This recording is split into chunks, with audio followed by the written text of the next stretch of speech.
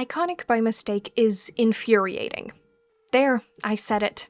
People have been calling the song rage bait, and I agree. I've fallen for it. This song properly pissed me off.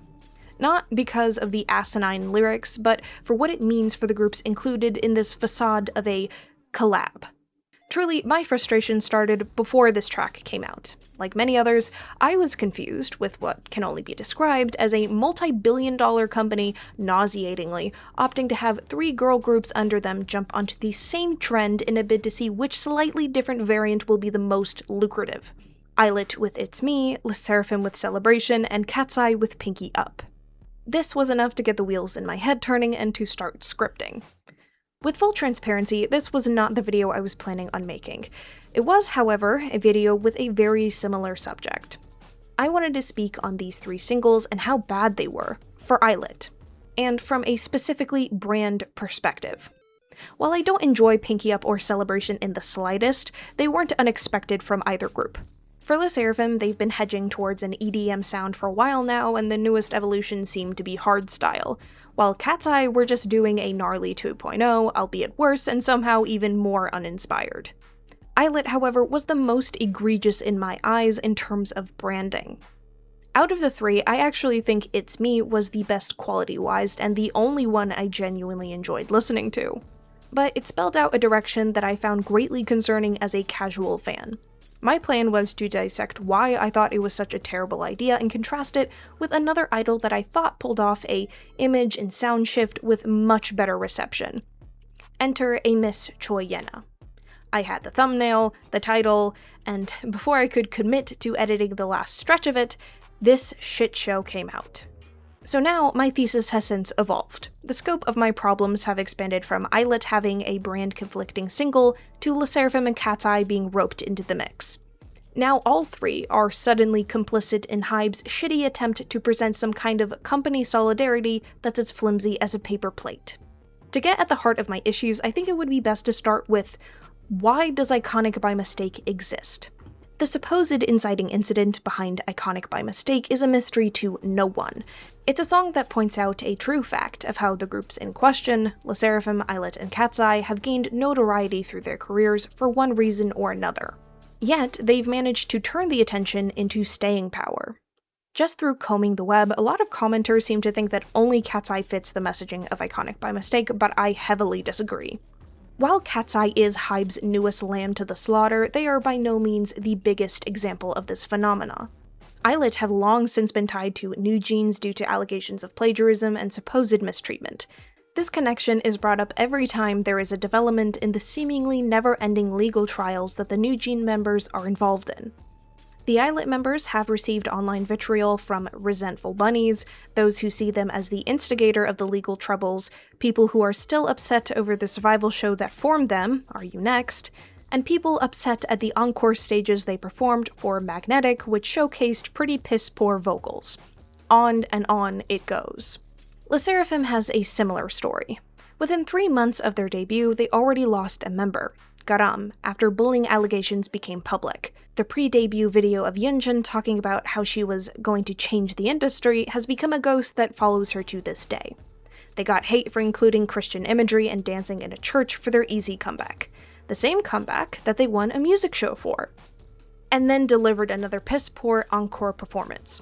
This all snowballed into their infamous Coachella performances, where they essentially became enemy number 1 to any K-pop stan. Not to mention the documentary that followed reflecting on that period, which garnered them, anyone wanna guess? Ah yes, that's right, more hate. And Cat's Eye. Do I really need to say anything at this point? I'd be more surprised if anyone didn't know about the very pressing issue of Manon and how her absence haunts the group to this day. For one reason or another, these 3 groups under Hybe have faced plenty of scrutiny over the years, resulting in this collaborative effort, commenting on that exact fact. However, while I concede that this is true, I don't think that this is why Iconic by Mistake exists. Plenty of K-pop groups have unduly gotten hate online and haven't turned it into a company kumbaya moment. In my opinion, I think Iconic by Mistake is Hybe's 3rd act to turn these groups' brands into hate. Let me explain. As I've already detailed, LE SSERAFIM, Islet, and Cat's Eye have gotten hate over the years, sometimes so bad it spiraled into a hate train that lasted months. This is not Hybe's fault. Unfortunately, as a public figure, there will be a period of time where the internet's ire will turn against you, deserved or not. With enough time in the spotlight, people will find a reason to hate you. The best that you can do as a celebrity, or a company representing that celebrity, is to draw up measures to circumvent the storm as best as possible. Instead of protecting their artists, it seems like Hybe has elected to use them as shields instead, allowing them to take the brunt of the retaliation for their bad decision-making. While not all of the hate that the Hybe groups have gotten was avoidable, I do think that a vast majority of it wasn't the girls' fault. It was Hybe's. Take Islet, for example, and their undying connection to New Jeans.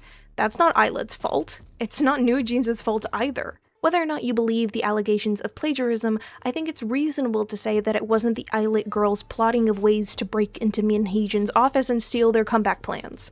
Like a lot of K-pop groups, they have little say over their concept and musical direction. Their team, under Hybe, on the other hand, have full control over what they produce and how they choose to protect their product. If there were mistakes made in how Islet was positioned, the responsibility lies with the people who made those decisions, not the teenagers singing and dancing on stage. LE SSERAFIM is another example. At this point, much of the discourse surrounding the group consists of people relitigating arguments from 2 years ago. Actually, for the record, made that 3 years ago, since the video I made was about the documentary instead of the fallout itself. The Make It Look Easy documentary was a bad move. Unequivocally. Sure, if they wanted to draw in sympathy from existing fans, they accomplished their goal, but they also reminded people of the firestorm that was slowly but surely dying down. People who hated them and attributed their success to the fall of K-pop vocals saw that attempt at sympathy as annoying and upped the ante. Newer fans who hadn't yet solidified their love for LE SSERAFIM were then exposed to the worst examples of their performances, and people who were completely unaware of the whole situation were introduced to them as LE SSERAFIM, the group who can't sing.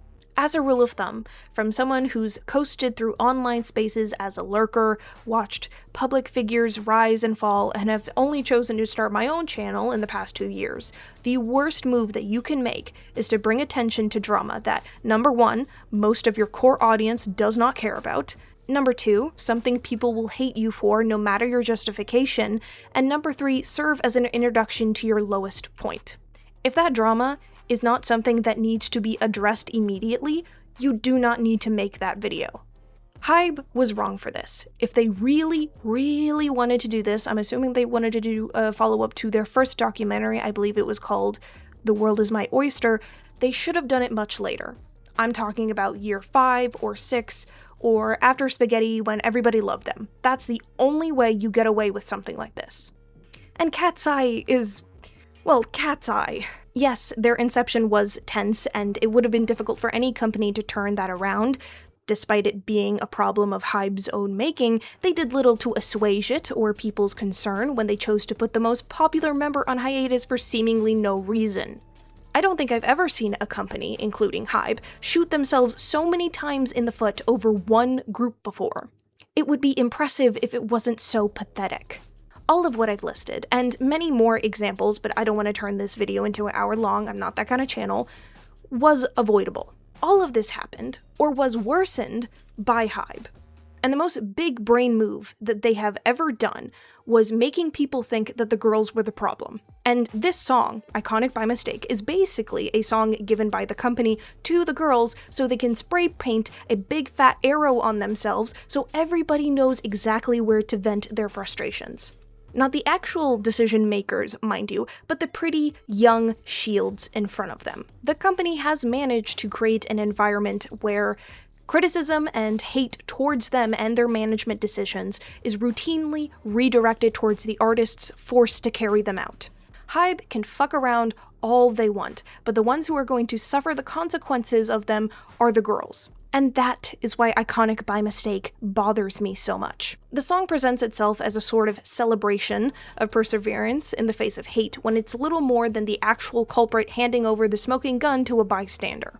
Beneath that supposedly uplifting message is a narrative that I find far less appealing, but more truthful. By bundling together years of controversy from these three groups under a single banner of, look how much hate we survived, look how iconic we are because of it, the song obscures an important question. Why were these groups put in the position to receive so much hate in the first place? The people with the least amount of power in this equation are once again asked to become the face of decisions that they never made in the first place. The song asks me to celebrate the resilience of these young women and laugh comically at the people who fell into their trap, while conveniently ignoring the system that actually helped create the circumstances they had to be resilient against. Thus far, I've spoken about Hybe, and how I believe that they've made an effort to shield themselves from the groups under them. But I will be the first to admit, this is speculation. I don't have receipts or access to information that you don't. I am simply using my eyes and ears to analyze the picture in front of me and come to the conclusion that makes the most sense. In any other music genre, I would probably take what this collaboration has served me at face value. But to do so within the context of K-pop would be to ignore everything that I've learned about this industry for the past 4 years. I say with certainty that Hybe has made their group's brands hate, because that's what they're known for. That's the first thing that's brought up when you discuss any one of these groups, before skills or talents, hell, even before you can even think about the surface level details of what they bring to the table, controversy is the first word that comes out of anyone's mouth. From a personal perspective, I like LE SSERAFIM, I like Islet, and I cater the hell out of my social media algorithm. Okay, I am not someone who likes negativity or drama. I avoid it as much as possible. I scroll past people who have negative opinions about these groups. They are free to do whatever they want, and I am free to not listen to them. I press not interested on any drama posts that come up on my feed at any given opportunity, and I block creators who straight up just get a little bit loose-lipped. To be fair, I block people who say that they eat applesauce with Cheerios, so the bar is really not that high. The point is, I do the utmost to see the best parts of these groups, and for the life of me, I can't. And that is the marker of a successful brand. I was going to talk about this at more length in the Yena video, but I've since scrapped it since I used a lot of the same elements and it would feel like making the same video twice, so I'll just discuss it here instead. Branding is a unexpectedly ambiguous term. A lot of people associate branding with the physical elements that companies release, like the logo or the concept photos, styling, set design, maybe even the music itself. And while all of these are important contributors to a brand, they are not the brand itself. A consumer's thoughts are, specifically the very, very first thought that comes to mind when a consumer thinks about that product or that artist, that group. It's their belief in or about that person, positive or negative. And, as you've probably already guessed, that's a very vague concept. It's not tangible in any way, there are no stats that measure it, and consumers' perceptions vary so dramatically from person to person that it seems almost impossible to condense them into a single cohesive image. And yet, artists have long flourished in crafting an image so clear and concise that they've lasted throughout the decades. And that is exactly how they have determined whether or not a brand is successful. By how many people believe in it. And when I think about these groups, or when I see other people discuss them, the first thought is almost never what should matter, but what Hybe fucked up next. And the nail in the inauthentic coffin for me is that none of the girls were involved in the making of this song. None. Nada. Niko odni. Okay? As I've already attested to in the beginning of this video, it's very rare that K-pop idols are extremely involved in the production of the music. Usually, as they get more years under their belts, they get more involved in writing lyrics or production as such. That is not the case here. Ordinarily, I wouldn't care. But if you were going to prance around and act as if you had any control of the situation unfolding in front of you, I'd expect you to pick up a fucking pen. Without a personal touch of involvement, it's no surprise that people are mocking them for this song. It's not real, it rings hollow, and most importantly, I don't believe you. But yeah, the song is corny too. Anyway, that's all I've got for you today, script-wise. To just kind of wrap up my thoughts here in a neat little bow, I'll say that I have a lot of conflicting feelings about the groups I've discussed today, most of them positive, and any concerns that I do have are kind of more management related, as you'd expect. I don't bear any ill will to the groups that I discussed today. I wish all the best for them. I always do when I make videos about groups or specific idols, and I think that's obvious. If I didn't care somewhat about the people that I was talking about, I wouldn't make the video. That kind of feels self-explanatory, but I don't make videos that center on groups that I'm not invested in. I also didn't really talk about Iconic by Mistake from a taste perspective. Like, I wasn't really dissecting chorus, verses, pre-choruses, all of that mumbo jumbo, because I felt like it would poison the well in the dissection of what I thought was a more important issue. If anyone was curious to know, I guess I can put it in the after credits scene. I guess that's what this is. It's fine. The song is fine. It's better than the singles that I mentioned earlier. Not It's Me, though. That one's still on top. That one's my baby. But I still didn't really like it. I don't see myself going back to it. As a collab, I thought it was pretty bad. First one on the chopping block, I think a lot of people have already said this, but the arrangement was boring. It was just going from group 1 to group 2 to 3, and then all together. It very much gave, like, middle school after special vibes. And the whole look of the music video was also a letdown. It's not that I didn't like it. Actually, I would love if a group had a darker, almost horror kind of concept. That would be sick. I would eat it up. But for a collab, it was a weird choice.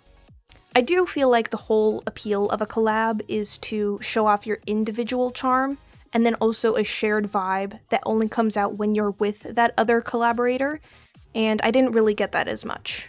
I think that Le Sserafim and Cat's Eye definitely fit the concept, but Islet was kind of out of place. They tried to integrate them. They tried to, carry over the very cutesy vibe that they usually have in their songs, but I didn't feel like the execution was done very well. I don't know, I felt like they blended together a lot, which is interesting because I'm familiar enough with them to separate them, but I'd be really curious to see a non-K-pop fan's reaction to it. Just if they would be able to separate them and how. Anyway, I am rambling at this point. Thank you so much for watching. I always appreciate it. Let me know what you guys think in the comments. I love to see it, and I'll see y'all when I feel like it. That'll be it from me for now. See y'all later. Bye-bye.